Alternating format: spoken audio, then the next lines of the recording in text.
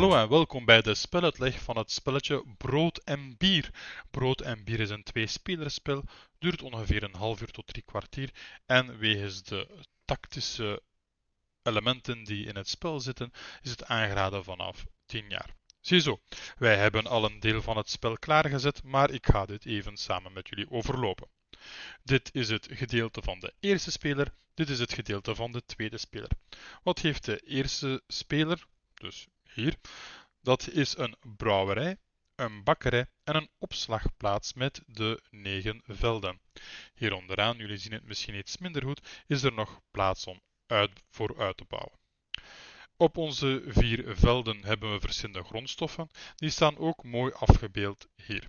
Aangezien dat wij beginnen met een goed jaar of met een vruchtbaar jaar, gaan we hier dan 7 van deze grondstoffen leggen, 8 van deze, 6 van deze en 6 van deze.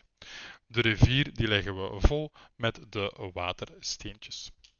We plaatsen dan ook onze kalendersteen op de eerste plaats. En zoals je kan zien zijn er 6 jaren die we moeten doorlopen voordat hier het spel eindigt. In de buurt van het bord leggen we onze andere grondstoffen. De eerste speler wordt gekozen, die krijgt de molensteen. En onze stapel van bieren en broden die wordt naast het spelbord gelegd. En de eerste speler die ontvangt onmiddellijk 5 kaarten. En speler 2 natuurlijk ook. En dan kan eigenlijk het spelletje van start gaan. Elk jaar bestaat uit verschillende fases. De eerste fase is de zaaifase. Dit is hier al gebeurd. Dit betekent eigenlijk dat de stenen worden aangevuld per veld. De tweede fase is de kaartenfase. Dit heb ik ook al gedaan. Iedere speler krijgt in een vruchtbaar jaar 5 handkaarten. En dan gaan we over tot de actiefase.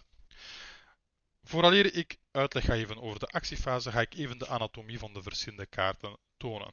Ik heb hier nu een brood en een bier en we kunnen hier verschillende velden op zien. Eerst en vooral hebben we het bovenste gedeelte, daarop staan grondstoffen. In het middenste gedeelte zien we een broodje of een biertje. Er zijn 3 verschillende icoontjes voor elk. En we zien ook welke grondstoffen we nodig hebben om dit biertje te brouwen of om dit broodje te bakken. Dan het derde gedeelte hier onderaan, dat is eigenlijk de uitbouw. En die kunnen we dan gebruiken om onze boerderij uit te breiden of om meer grondstoffen te nemen of om op het einde meer punten te scoren en dergelijke meer. Dus, eerst en vooral, als ik kijk naar al mijn kaarten, dan kan ik er bijvoorbeeld voor kiezen om eerst en vooral grondstoffen te kiezen.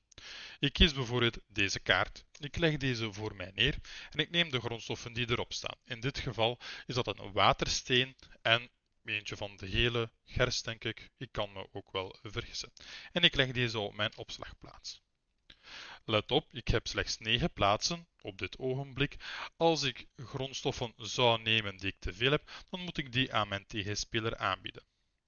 De tweede speler die speelt nu ook een kaart. Ziezo.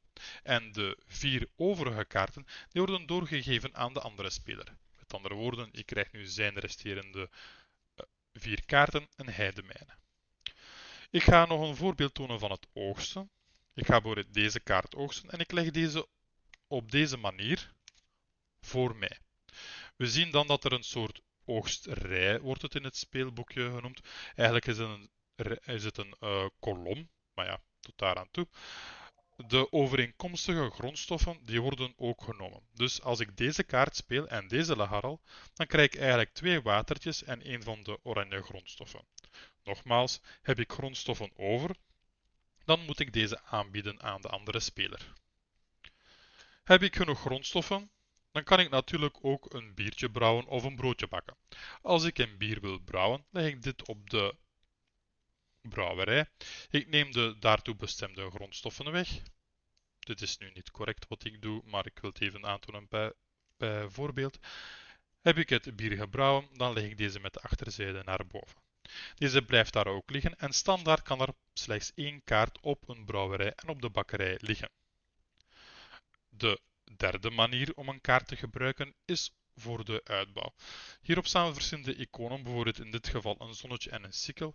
En hier staat het zonnetje en de sikkel. De sikkel heeft vooral betrekking op het oogsten van grondstoffen, dus dat je er meer kan oogsten. En deze heeft vooral betrekking op de overgang van een jaar. Ik ga bijvoorbeeld kiezen om deze kaart als uitbouw te bouwen, dus die vaardigheid gaat nu in. En daarmee ga ik ook de bakkerij en de brouwerij schoonmaken. Dit betekent dat de kaarten die hierop liggen, dat deze nu bij mij komen te liggen op een gedekte stapel. Laten we veronderstellen dat ik dit brood ook heb gebakken en dat alle 5 kaarten gespeeld zijn, dan gaan we over naar het volgende jaar. Eerst en vooral, de molensteen die kan van eigenaar verhuizen. Degene met de minste grondstoffen die krijgt de molensteen, dus die wordt de eerste speler van de volgende ronde. Bij een gelijkspel verwisselt gewoon de eigenaar van molensteen. Dus als ik de molensteen heb en ik heb hetzelfde aantal grondstoffen als mijn tegenstander, dan wordt mijn tegenstander de eerste speler.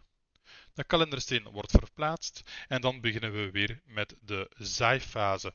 Deze keer in een droog jaar, dus dat betekent dat we moeten kijken naar het getal in het rode vakje. Dus dit betekent dat er slechts 5 hiervan zijn, dat er slechts 4 daarvan zijn, enzovoort.